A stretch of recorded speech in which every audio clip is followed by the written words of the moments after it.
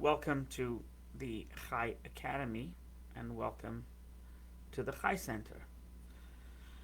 We began a new course yesterday, even though each specific class is self encapsulated, but we did begin a new class on the Holocaust. We just finished a pretty comprehensive class course rather, on modern day Israel from pre 1948 until the assassination of Rabin. Um, and yesterday we began. The previous class was on basically Hitler's rise to power, and Hitler, as we discussed yesterday, Hitler his hatred for Jews was less Jews and more Judaism. Hitler referred to a tyrannical God and life-denying Ten Commandments. So he felt if he can get rid of the Jews, then automatically he'll get rid of the moral conscience and the Ten Commandments and the tyrannical God. And he almost succeeded, or he came close to succeeding. The time was right for Hitler. There was tremendous economic deprivation and devastation. Inflation was out of control, and he campaigned, basically. He became a leader to say that he will get jobs back. He will be able to bring jobs back to Germany. Because Germany, even though the whole world was in a depression, Germany was particularly hit hard because they had to pay reparations because of World War One. And so he said he'll bring back jobs, and he will also will get rid of the backstabbing Jews. Why he blamed Jews specifically is unclear. So we finished yesterday's class essentially by Hitler walking into a Munich beer hall, and the commissioner of the state of Bavaria was speaking, and Hitler held him hostage for a short while, and he had hundreds of followers, maybe even thousands of followers in Munich during this putsch, and they were protesting, etc. In other parts of the town. Hitler left. The revolt was crushed, and that was a failure.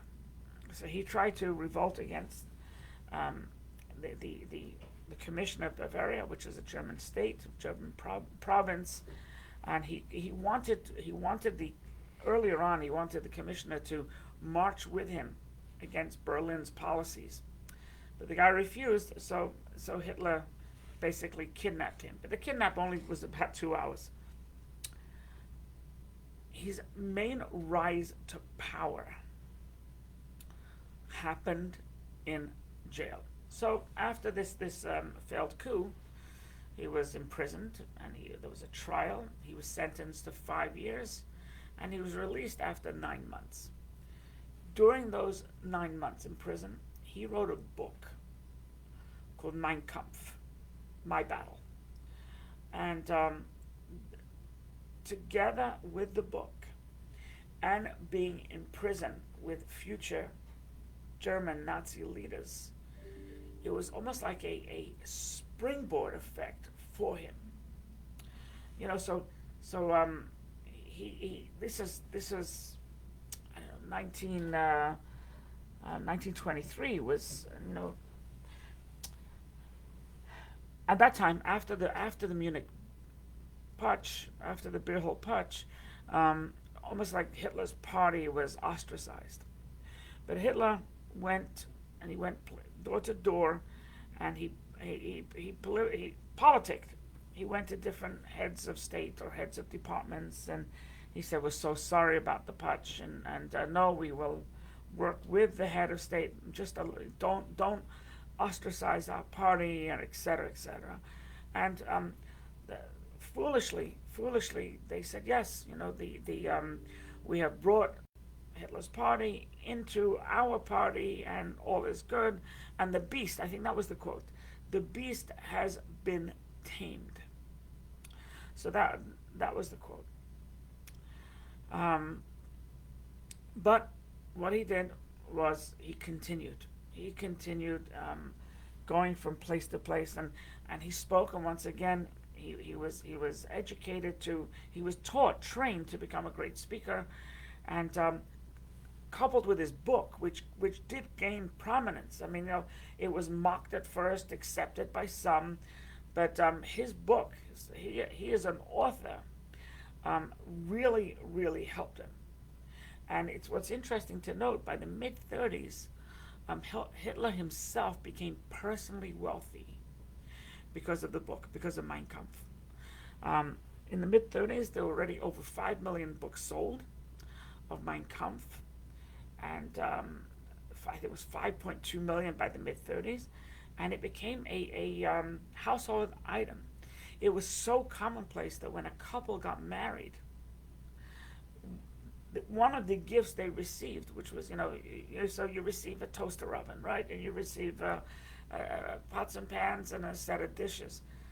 A couple also received a Mein Kampf, the book of Mein Kampf, which was diatribe, but it was a welcome distraction from the misery they were feeling, right? They felt downtrodden, they felt terrible, they felt economic stress and inflation, and this book showed them there was a happier future.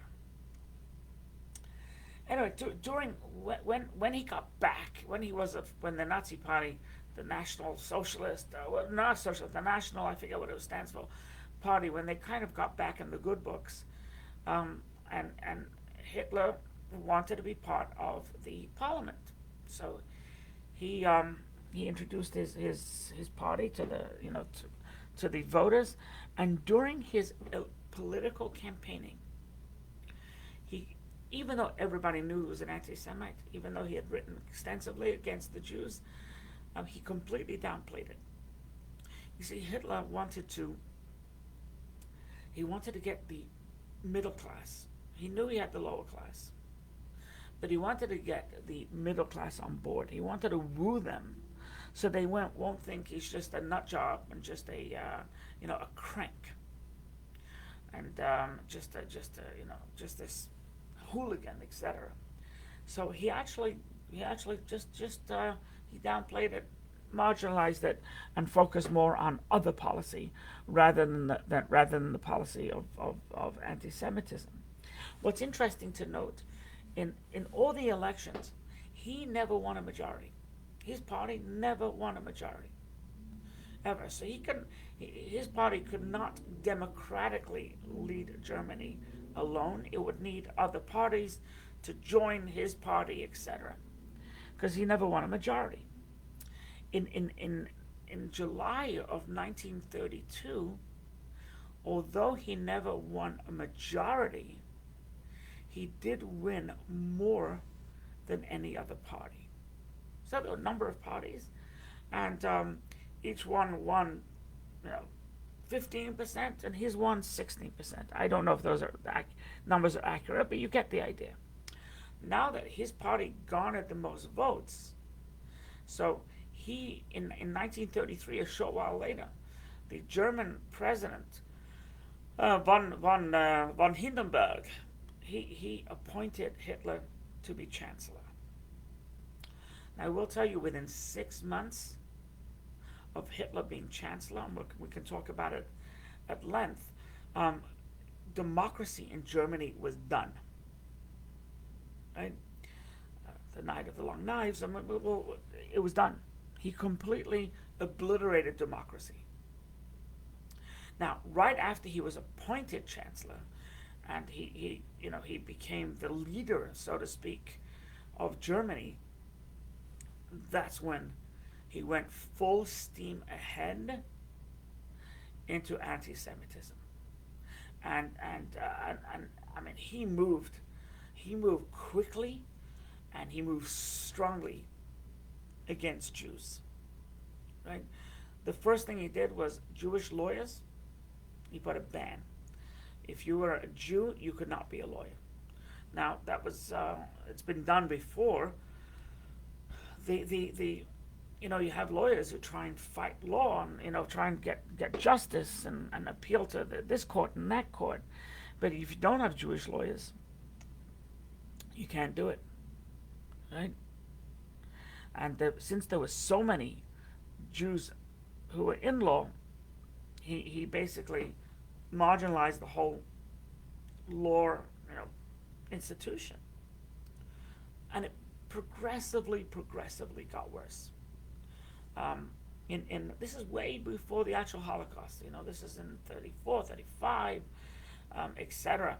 What he did was he demanded that the citizens of Germany boycott Jewish-owned stores, and he actually had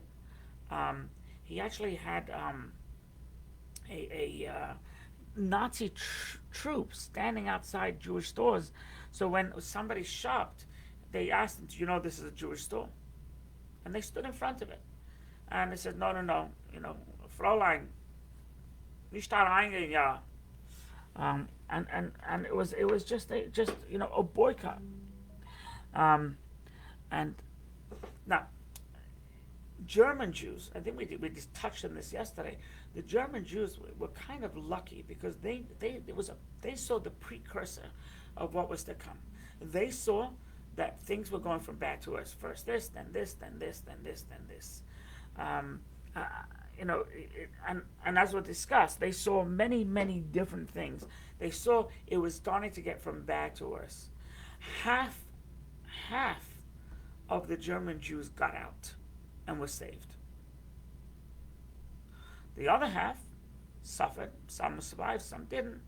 But half, and Germany had a lot of Jews. And once again, Germany wasn't known for its religious Jewry. It was known for its great minds, Jewish great minds. And but Hitler still went after it. So half the German Jews got out. The other half, there was a saying then. It says the difference between a pessimistic Jew in Germany and an optimistic Jew in Germany is a pessimistic Jew left the country and went into exile, while the optimist Jew went into the gas chambers. So those who saw, it's a very, very poignant comment, those who saw what was going to be ran, by the time 1935 came around, it was just 2 years after he gained power, after he became a chancellor, he instituted something called the Nuremberg Laws. Now, by the way, Nuremberg is the same place as where they actually put Nazism on trial many years later, right, in 1940, 45, 46, 47. But in 1935, Hitler came up with a bunch of Nuremberg laws. The laws, and this is how the Germans knew, right, that German Jews cannot be citizens. If you're Jewish, then you have to, your citizenship is rescinded, and you are a citizen of no country because, right, and you want to become a citizen and you're Jewish, don't bother applying. When you take away citizenship, you take away rights. Then he said, then part of the Nuremberg laws were that a marriage between Jew and non-Jew is verboten. It was forbidden. So it wasn't a rabbi saying this. It wasn't a Catholic minister saying this. This was coming from the highest levels of government. Right? It wasn't that he was opposed to intermarriage on any religious sense. He was just hated the Jews so much, he didn't even want the Jewish seed anywhere near a German spouse. You were forbidden to work for a Jew. A Jew could work for you, but you were not allowed to work for a Jew. So if you worked for a Jew, you had to, you weren't allowed to, and a Jew could work for a Jew, but a non-Jew could not work for a Jew. Then he said, studying. A Jew and a non-Jew are not allowed to be study partners. So you have two college students, right? They want to study philosophy. Nope. If one of them is a Jew, one of them is a non-Jew, you could not study together. and and and and on and on and on and on and on. And during this whole time, aside from putting down the Jew, he also uplifted the Aryan. He kept on saying the Aryan people are such supremacy, and there were Aryan schools, and there were Aryan elementary schools, and the Aryan high schools, and all about the brown shirts where they got kids to join Hitler Youth and things like that. And so he was doing, it was a kind of a double attack. Elevate the people, right, to be loyal to him and feel good. At the same time, point to the problem. And the problem was the Jew. What's interesting, there was one of the greatest philosophers that ever lived was a German, right? And his name was Martin Heidegger. And you can Google him. So what's interesting though, he was married to he wasn't married to a he was married to another German, but he was having an affair with Hannah Arendt. And this girl Hannah, right? He loved her, and he told his wife, I've never loved anybody as much as Hannah. So what's interesting is, you hear people, oh, this is the Jew that I do like. Some of my best friends are Jewish.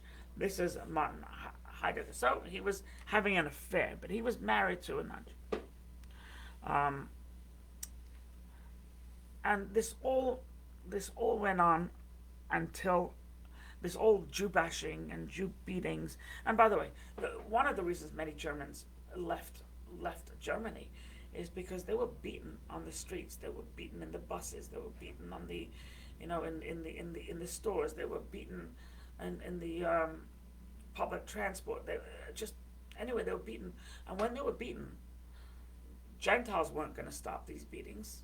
Some of them liked to witness it, but Jews were also fearful. And so the way it worked was, you got a beating, you usually left pretty quickly after that, because you realized another beating was to follow, and it's not pleasant to get to lose a tooth or an eye or etc.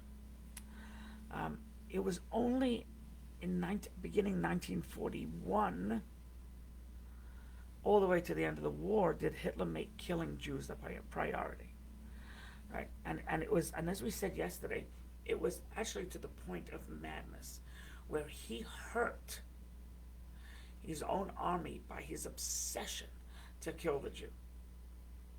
Right? So in I was in 1944, I think it was. They had to withdraw from Greece, the German army. So there was a decree, by the Reich, that all trains must be diverted and used to send into Greece to bring back the German troops. That's all trains except the ones that crisscross the country bringing Jews to extermination camps or concentration camps. Right? Now, there's so many trains bringing Jews. He didn't view it as secondary, killing the Jews. First get the troops out and then the Jews. No. He wasn't going to stop getting these Jews and getting them in camps. And at one point they were attacking Russia. It was a summer attack on Russia. And the winter attack was a disaster. It led into the winter, which was a disaster. But in the summer, there was a ban by the Reich that they would ban on all non-military trains. Right? You could not use it. It had to be used for the summer offensive against Russia. But not the trains that brought Jews once again to the concentration camps. So he actually, defeated himself. Right? And then if you think about it, so some Jews were brought into labor camps, right, to do labor, to make things for the Reich, for the army, so that, for a servitude. They didn't have to really pay anybody. They just had to give them, a little bit of food and lodging. Even that. So if you were strong enough to work, you went to the labor camp. If you weren't, you went to the death camp. So and shortly thereafter, you were exterminated. So even those in the labor camp, because he didn't feed them, because he didn't they didn't have proper hydration, nutrition, hygiene. They became useless and they had to die. Either they died from disease. Hi, Susan. Either died from disease or exterminated them once they could longer work no more. And and it's interesting. There was this German general who once commented and said it was in 1942. I forget his name, but he said, "Why don't we just exterminate them without torturing them? It'd just be quicker and easier on our resources." That German was considered to be a Jew lover because he said, "Why don't we just kill them instead of torturing them first? It would save money." That was considered, he's a Jew lover. He doesn't want the Jews to be tortured. That's what they heard. So, so this guy was kind of giving them some strategy, and they couldn't even hear it. And the day before Hitler committed suicide, right? The day before, right? He said this, and it's written down. He says that we need to have a merciless resistance to the world poisoner, the Jew. Right? So he knew the day before that all was lost, but that didn't mean that he wasn't going to spew his garbage, till his last breath. Right? So was it rational that he didn't use the trains for the offensive in South Russia? No, it wasn't. But he was obsessed. And when you're obsessed, there's something called lovesick. Right? You're lovesick. When a person's lovesick, they're really lovesick. They can't think of anything else, etc. But there's also something called hate sick. He was hate sick. He could not get out of his own way in order to help the Germans. And by the way, America knew it. America knew it. When Roosevelt, they were flying over Germany, so they were begged. This is all written down, and I don't know if every detail is accurate, but they were begged. They were begged by Jews, by good moral conscious people, bomb the tracks that lead to the extermination camps. You're flying overhead, bomb the tracks. And Roosevelt would not bomb the tracks, and his reasoning is, he says, if I have trains going into Auschwitz and going into this and Bergen-Belsen and Mauthausen and right, Treblinka, Dachau, right? If I have these trains going there, that's less trains fighting for Germany, less troops fighting for Germany, because they're occupied in the camps. He was asked to bomb the camps, bomb the crematoriums. He wouldn't do it. He understood what Hitler didn't. He said, if you take thousands upon thousands, tens of thousands of Germans and keep them busy killing Jews, that's less Americans they'll kill. Yes, less allies they'll kill. Hitler, he just couldn't care. Allies, schmallies, Jews. That was his focus. So the man was he was definitely sick, But on top of all of that, he was hate sick. He was had such a passion that it hurt him. It hurt his endeavor to be the ruler. Not that it was doomed to failure. Of course, it was doomed to failure, but it could have lasted longer. And if you could have pushed further into England, it may have been a very different outcome to the war. Right? I don't think you could have conquered the United States, conquered Russia, as we know, because it was too big. But England, this island, with England, the UK, I should say, he could have conquered it, but he directed so many of his troops to kill the Jews. He also, by the way, didn't like gypsies, and he did not think that the mentally ill had a right to live either. right? Because that was the antithetical to Arianism. Arianism is in perfect health. Mentally ill, you were not in perfect health. And he exterminated Jewish and non-Jewish homes for the mentally ill. And I don't say the R word. I'm very familiar. The R word is very offensive. But Hitler himself was mentally ill, clearly, and so he went after the weak, and he went after anybody he had hatred towards at the expense of his army. We'll talk more.